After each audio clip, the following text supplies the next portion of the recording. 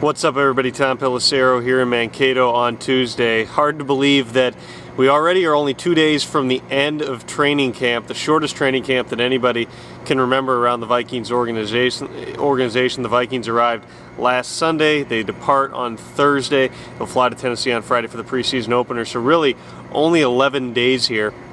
And still, even at this very early stage, one thing we can safely say about this team is the offense remains a major work in progress. Another day in which they struggled, whether it be goal line, 4-minute drill, 7-on-7. You can still see guys feeling their way out. Now, Bill Musgrave has said that he actually feels good about the way that the offense is progressing, the way that they're picking up the concepts and the techniques. The most interesting thing, though, that Musgrave said today had to do with the left tackle spot. And I asked him a little bit about working with a guy who's a different sort of body type that you normally see at the left tackle position in Charlie Johnson.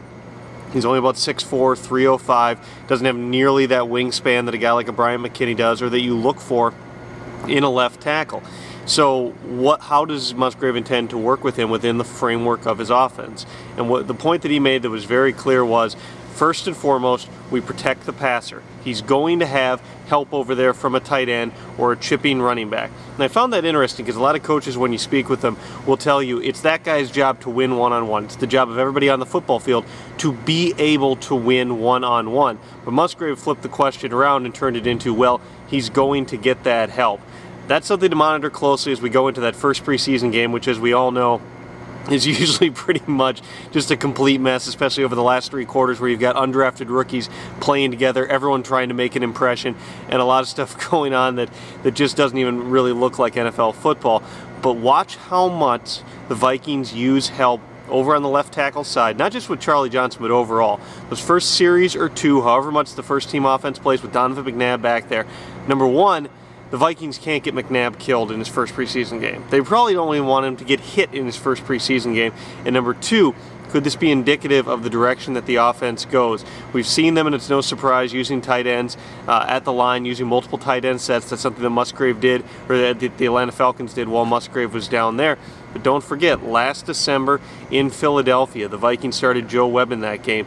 Joe Webb was going to have an uphill battle because it was his first NFL start. They gave him a very basic game plan. But what did they do protection-wise? They kept in an extra blocker on something like 90% of the snaps. Almost every play you'd see Jim Kleinsasser staying in there or Visanthe Shiancoe staying in there and protecting. I don't think that you can ever, as an NFL offense, survive. The NFL is becoming a pass-heavy league. You see more and more teams spreading out. But again, go back to what Musgrave said. Our first duty as a coordinator is to make sure that that quarterback stays upright, because if he's not upright, things turn into a mess.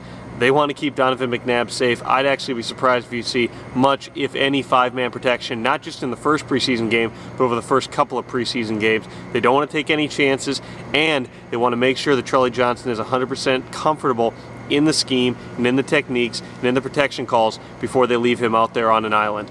2 more days down here. We'll, of course, be in Mankato, and then heading to Nashville on Friday.